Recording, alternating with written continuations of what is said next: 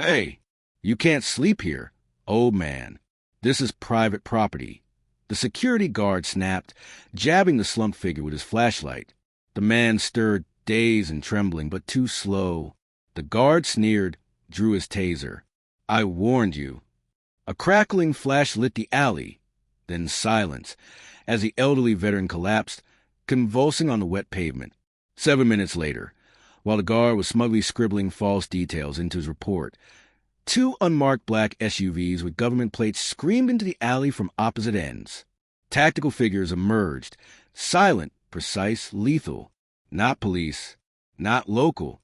These men bore the insignia of Haven, a classified Pentagon response unit for endangered veterans. If you believe no one, especially a forgotten hero, should be attacked for simply seeking a place to rest, please hit the like, comment never forgotten below, share this story, and subscribe for more powerful truths. The night air in Stonehaven, Oregon, was wet with drizzle, and the glow of the city lights shimmered faintly off the damp pavement.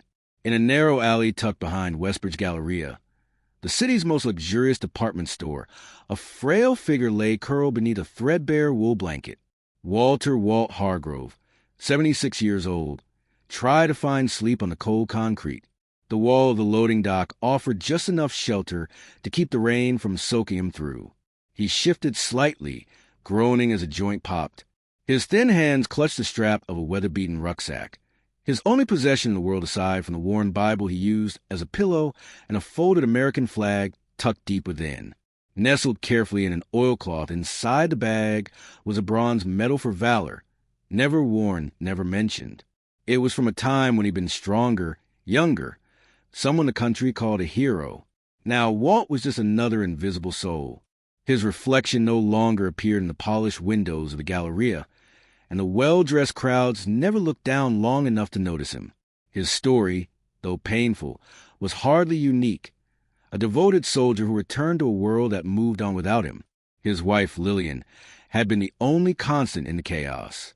When cancer claimed her and the bills claimed their savings, he slid quietly into a life of day labor, then disability, then nothing. Tonight, like many others, he hadn't come seeking trouble. Only a few quiet hours away from the city's cold glare and from the louder war still playing in his mind. He never drank, never stole, never begged. He just wanted peace. And for 5 nights in a row, the loading dock behind Westbridge had granted him that, a hidden enclave between dumpsters and shipping crates. But that peace was about to end. At precisely 3:04 a.m., the distant hum of a flashlight beam slicing through mist announced the arrival of Brad Nolan, the night security guard. Young, tall, and always too eager to wield authority. Brad patrolled the back lots like he was guarding national secrets. To him, Walt wasn't a veteran or even a man, just a problem, a blemish on the brand his employer paid him to protect. Brad spotted the huddled figure. A flicker of annoyance crossed his face. Hey, you can't sleep here. This is private property, he barked, stomping closer. Walt stirred, blinking up at the blinding beam. I'll move, he muttered, still half in a dream. Brad didn't wait. He jabbed the end of his heavy flashlight into Walt's ribs. I said, get up, old man. You people never learn. A sharp jolt of panic twisted in Walt's gut. For a moment, the alley vanished, replaced by the thick jungle of faraway war. He winced, trying to sit up, his hand reflexively gripping something deep in his coat pocket, a small black fob he barely remembered anymore. And then the taser came out. The crackling sound came first, a burst of voltage piercing the silence like a thunderclap. Then came the scream, raw and guttural, torn from Walt Hargrove's throat as his body seized violently, legs kicking out from under him. The twin darts from Brad Nolan's taser embedded into his chest with cruel precision, sending a flood of current through muscles already ravaged by age, trauma, and years of wear. Walt collapsed, convulsing on the wet pavement. His breath came in gasps, his eyes wide, unfocused, trembling like a man dragged backward into a nightmare he has spent decades trying to forget. Brad stood over him with smug detachment, the taser still humming in his hand. That's what happens when you don't follow directions, he muttered, more to himself than to the elderly man twitching beneath him. To Brad, It wasn't personal. Walt was just another trespasser, another stain on the pristine image of Westbridge Galleria. He didn't see the uniform Walt had once worn, or the blood and years he had given. He saw an inconvenience. And Brad liked solving inconveniences with force. As Walt's body spasmed, his fingers involuntarily clenched around the smooth plastic of the black fob in his coat pocket. His thumb, in reflex, pressed down on a small recessed button hidden within its casing. No one heard the soft chime. No one saw the encrypted signal shoot skyward and bounce off a secure military satellite orbiting above. No one in Stonehaven knew that in a classified monitoring station beneath Pentagon West Annex, a silent alarm had just been triggered. Inside the war room of the Haven unit, high-risk assistance for veterans in emergency network. Screens lit up. Red alerts. Blinking coordinates. One name flashed in bold white letters. Hargrove, Walter E. Priority 1, level red. Location locked. Stonehaven, or engage rapid response. Haven wasn't part of the public VA system.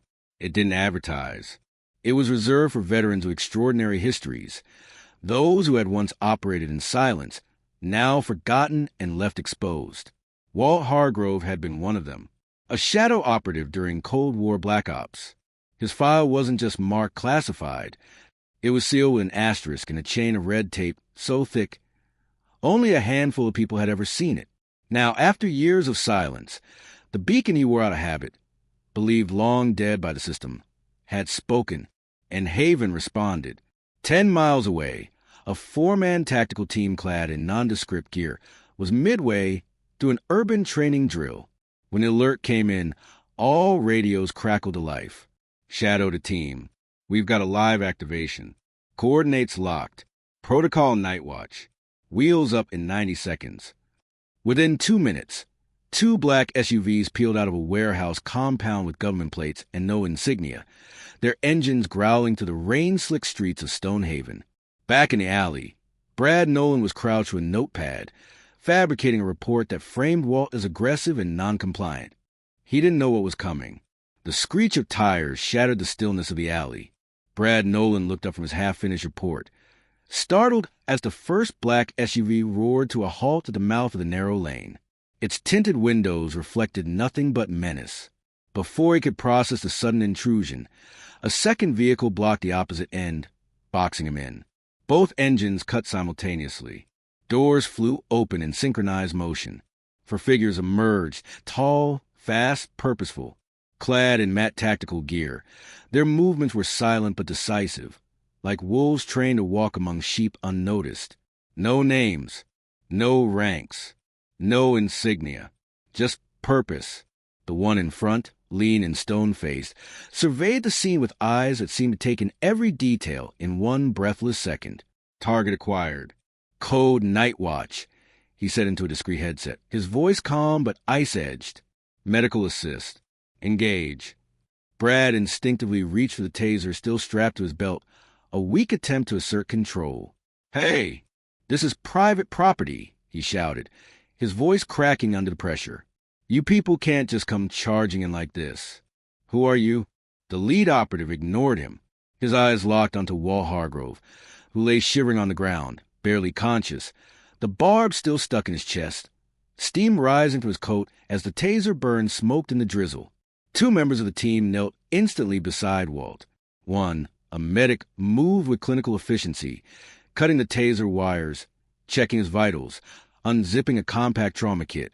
Walt's pulse was weak, but present. His eyes fluttered open briefly, dazed.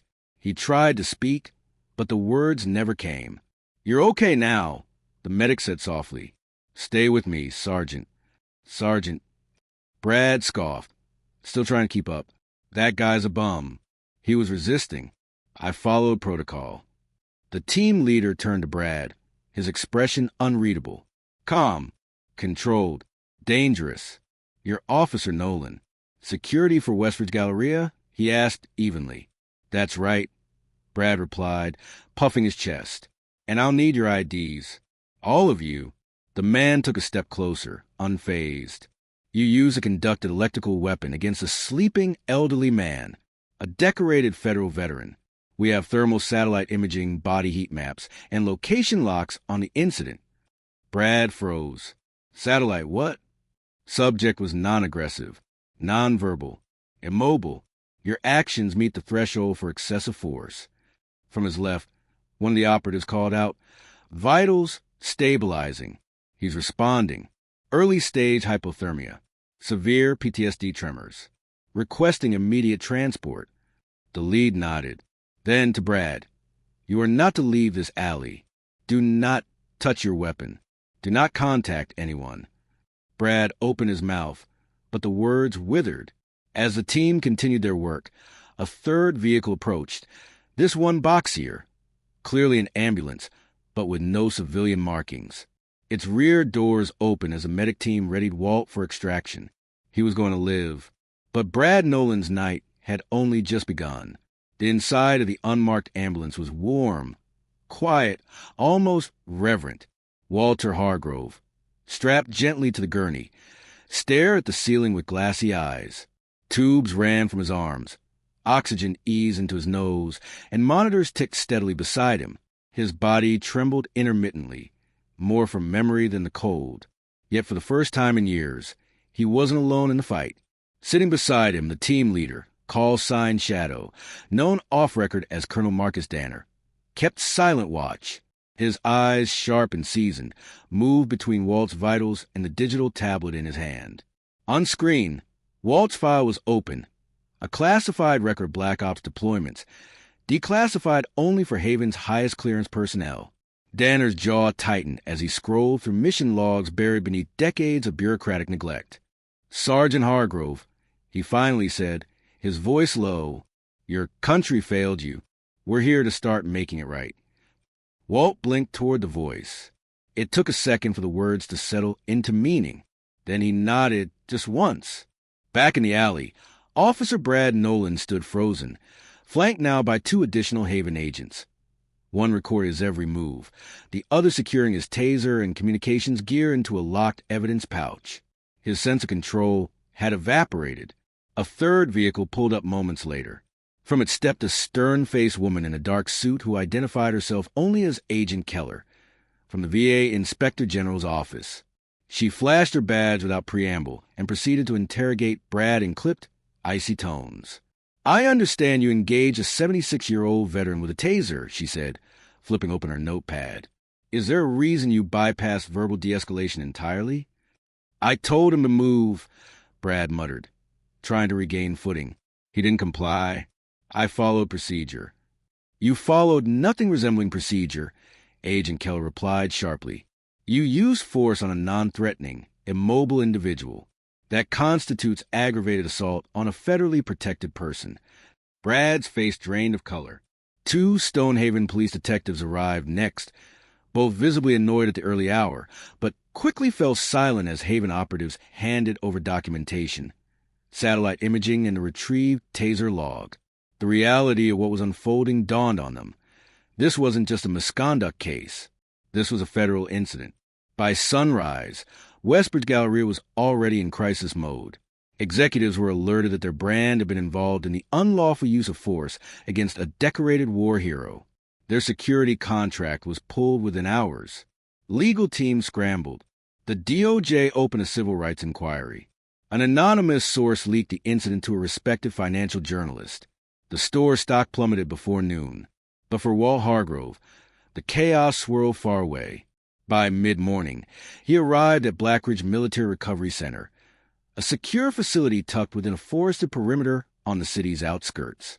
He was met not with sirens, but silence. A nurse took his hand. A doctor knew his name. And for the first time in a long time, Walter Hargrove began to feel human again. The halls of Blackridge Military Recovery Center were nothing like the VA clinics Walter Hargrove had drifted through in years past. They were quiet, warm, and polished, not with sterile perfection, but with respect. The kind of respect that didn't need to be announced with banners or medals. It was in the way the nurses greeted him by name, the way the doctors called him sergeant instead of sir or patient, the way no one asked why a 76-year-old man had been found on the ground behind a department store with taser burns in his chest. They already knew. Walt lay in a private room with a window that overlooked a pine grove, the first natural green he'd seen in months. The air here didn't smell like diesel and cement, but pine needles and rain. He hadn't spoken much since arriving, but the staff didn't push. They let the silence be part of his healing. A few days in, the same medic who had knelt beside him in the alley came to visit.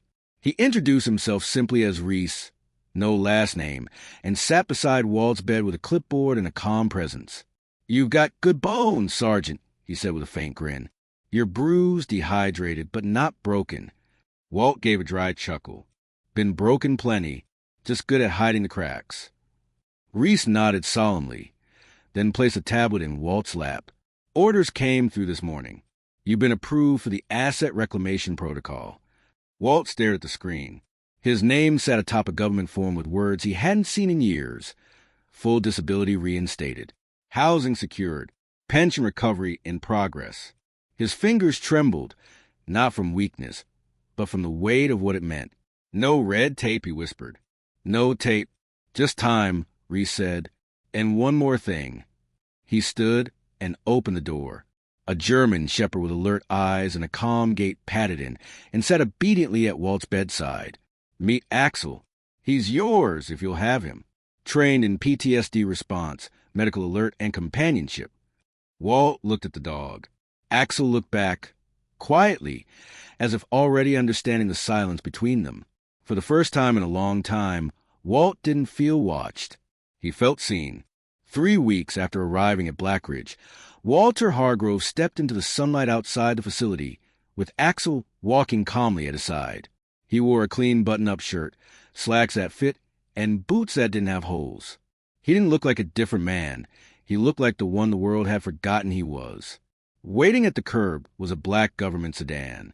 A polite VA representative opened the door for him. "Welcome to Valor Ridge, Sergeant Hargrove," she said. "Your new home." The apartment complex was secure, quiet, and built specifically for veterans of high-priority clearance. It wasn't charity. It was dignity, long overdue. His unit overlooked a garden courtyard. Inside, fresh sheets, stock cabinets, even a coffee maker. On the wall above the fireplace, his bronze star was already framed beside his discharge papers. Found and restored by Haven. That evening, a knock came at his door. Shadow, Colonel Marcus Danner, stood in the hallway, not in full gear this time, but in plain clothes, carrying a folder. "We recovered your full service file," he said. "Turns out you were promoted posthumously. The paperwork was lost when your unit went dark. We're fixing that." He extended his hand.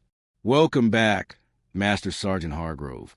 Walt shook his hand, overwhelmed but steady. "You saved me," Walt said. "No," Danner replied. "You saved all of us back then. We're just trying to return the favor." As Shadow left, Axel curled beside Walt's armchair. Outside, the wind rustled the pines beyond the courtyard. And for the first time in decades, Walt didn't brace against the sound. He simply listened. The sun was just beginning to rise over Valor Ridge, casting a golden hue across the manicured lawns and stone walkways. Walter Hargrove sat on his porch in a sturdy wooden chair, a blanket across his knees and Axel at his feet. A mug of black coffee steamed gently in his hand. He didn't speak much these days. He didn't need to. Word spread quietly among the residents of Valor Ridge. A new arrival with a past wrapped in black ink and forgotten missions. But Walt didn't tell stories. Instead, he listened. When the younger veterans came to him with their silence, their tremors, their questions, they found in him not answers, but presence. And that was enough. One afternoon, a folded American flag arrived by courier. No note, just a flag neatly pressed, with a single line embroidered in gold along the edge. Never forgotten. Walt didn't cry, but he held it for a long time.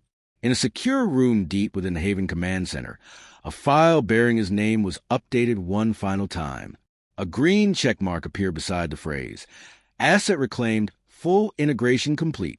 Some debts are too large to repay. But recognition, real recognition, goes a long way. That night, Walt sat beneath the stars, Axel at his side, the wind soft through the pines. "You know," he said softly, I didn't think anyone would come. Axel tilted his head as if listening. Walt smiled. But they did. And with that, a man once forgotten by the world leaned back in his chair, not waiting for rescue, but finally at peace. If this story touched your heart, don't forget to like, share, and subscribe for more inspiring stories that honor the forgotten and uplift the brave. Leave a comment below. Your voice matters. Together, let's spread compassion, protect dignity, and remind the world some heroes still walk among us.